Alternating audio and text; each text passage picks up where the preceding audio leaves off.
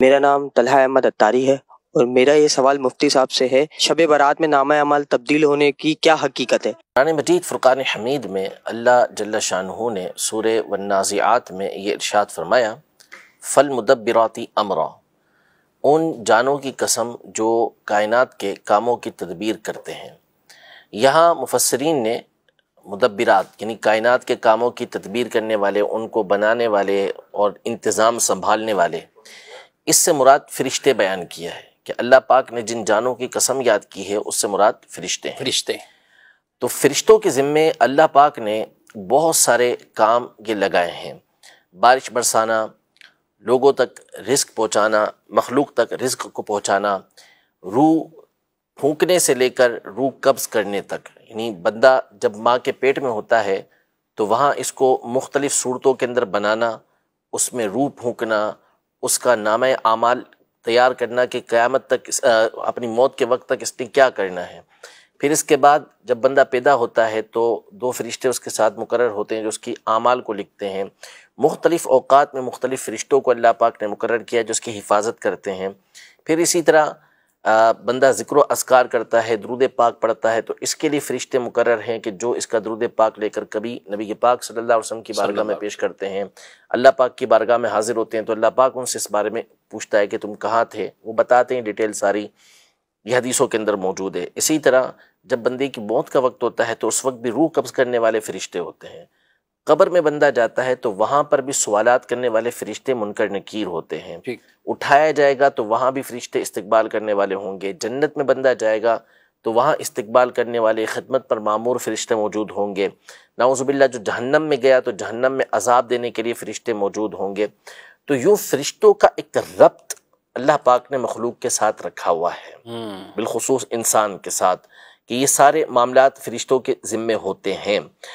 تو اللہ پاک ہر چیز کا حقیقی طور پہ خود ہی تدبیر فرمانے والا ہے، خود ہی ہر کام وہی فرمانے والا ہے، لیکن اس نے یہ باطنی ذمہ داریاں فرشتوں کو دی ہوئی ہیں۔ جیسے ظاہری طور پر بہت ساری ذمہ داریاں عام مخلوق کے ذمے ہمیں نظر آتی ہیں، تو یہ چیزیں اللہ پاک نے فرشتوں کو ان کے ذمے لگائی ہیں۔ اس کا مطلب یہ ہے کہ اللہ پاک ان کو قدرت دیتا ہے، ان کو حکم دیتا ہے، اور وہ اللہ پاک کی دی ہوئی قدرت اور اس کے حکم سے یہ کام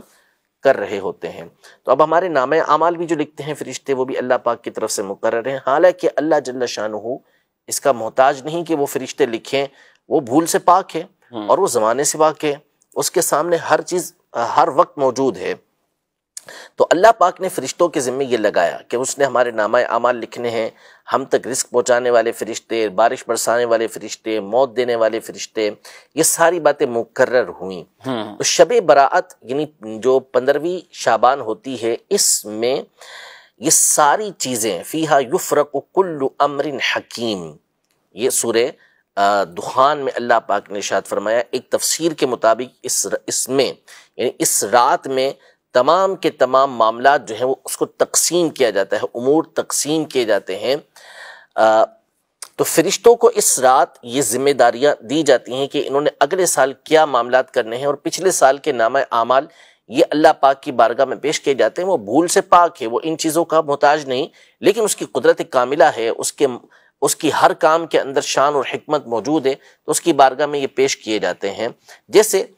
مشہور حدیث مبارکہ ہے کہ فرشتے زمین پر آتے ہیں اور ذکر کی مجلس کے پاس سے گزرتے ہیں، پھر اللہ پاک کی بارگاہ میں حاضر ہوتے ہیں۔ حدیث پاک میں ہے کہ اللہ پاک ان سے زیادہ جاننے والا ہے، لیکن پھر بھی اللہ پاک ان سے پوچھتا ہے کہ تم کہاں سے آ رہے ہو، تو پھر وہ ساری باتیں بتاتے ہیں۔ تو اسی طرح اس رات جو ہے وہ نامہ اعمال ہمارے اللہ پاک کی بارگاہ میں پیش ہوتے ہیں۔ نبی پاک صلی اللہ تعالیٰ علیہ وآلہ وسلم کثرت کے ساتھ شعبان میں روزے رکھتے تھے۔ جب آپ علیہ الصلوۃ والسلام سے اس کی وجہ پوچھی گئی تو آپ نے ایک وجہ یہ ارشاد فرمائی کہ یہ وہ مہینہ ہے کہ جس میں اعمال اللہ کی بارگاہ میں پیش ہوتے ہیں، اور میں چاہتا ہوں کہ میرے اعمال اس حال میں اللہ کی بارگاہ میں پیش ہوں کہ میں روزے سے ہوں۔ تو یہ نبی پاک صلی اللہ تعالیٰ علیہ وسلم کی طرف سے تعلیم ہے، ان کی طرف سے تعلیم ہے کہ جن کا سانس سانس عبادت ہے، ان کی ہر گھڑی عبادت ہے، لیکن وہ شعبان کے اندر روزے رکھ کر بتا رہے ہیں کہ چونکہ اس مہینے میں اللہ پاک کی بارگاہ میں اعمال پیش ہوتے ہیں، لہذا اس میں زیادہ سے زیادہ نیک اعمال کیے جائیں۔ تو یہ حقیقت ہے اس اعتبار سے، یہ جو اعمال نامے تبدیل ہوتے ہیں تو فرشتوں کے ذمہ ڈیوٹیاں لگتی ہیں، ان کو بتا دیا جاتا ہے کہ اگلے سال انہوں نے مخلوق کے ساتھ کیا کرنا ہے، مخصوص اس فرد کے ساتھ کیا کیا کرنا ہے۔ اچھا، جو تقدیر کے حوالے سے بھی ایک سوال تو ہوتا ہے کہ جب آپ نے بھی کہا کہ جب بچہ ابھی تخلیقی مراحل میں ہے تو اس وقت اس کا لکھ دیا جاتا ہے، سب کچھ اس کا فرشتوں کے سپرد بھی معاملات ہو جاتے ہیں، تو یہاں پر جو بیان ہوتا ہے کہ رزق کی تقسیم کاری بھی اس رات وہ لکھ دی جاتی، کون حج کرے گا وہ بھی بیان ہو جاتا ہے، ان کا بھی بیان کیا جاتا ہے کہ آئندہ سال کون حج کرے گا۔ اس کو اور تقدیر کے معاملے کو یہ کیسے؟ دیکھیں، ہر چیز اللہ پاک کے علم میں ہے، ٹھیک، جو بندہ کرنے والا تھا وہ اس نے لکھ دی، ٹھیک ہے۔ لیکن دنیا کے اندر بھی مختلف چیزیں ہوتی ہیں، پورا قانون پورے برسہ برس کے لیے لکھا ہوا ہوتا ہے، لیکن ہر سال اس کی کبھی تجدید کی جاتی ہے، کبھی اس کو رینیو کیا جاتا ہے، کبھی اس کے بارے میں بیان کیا جاتا ہے، ان کی ڈیوٹیاں ان کو یاد دلائی جاتی ہیں۔ تو دنیا کے اندر جب مختلف معاملات کے اندر اس طرح ہوتا رہتا ہے تو اللہ جل شانہ کی تو اس میں ہزارہ ہزار حکمتیں ہیں کہ وہ اس رات کی اہمیت کے پیش نظر کہ لوگ اس رات کو سمجھیں، حالانکہ ہر چیز پہلے سے مقرر ہے، وہ اللہ پاک کے علم کے اندر ہے، لیکن اب فرشتوں کو اس کا علم دیا جا رہا ہے، فرشتوں کو آگے کے معاملات بتائے جا رہے ہیں، یہ اس بات پر تنبیہ کرنے کے لیے کہ اس رات کی نزاکت کو مخلوق سمجھے اور زیادہ سے زیادہ اللہ تبارک و تعالیٰ کی اس رات میں عبادت کرے، ورنہ اللہ پاک کے علم میں تو ساری چیزیں پہلے سے مقرر ہیں، فرشتوں کے ذمے یہ سال بھر کی ڈیوٹی ایک ساتھ لگائی جاتی ہے۔ ٹھیک ہے۔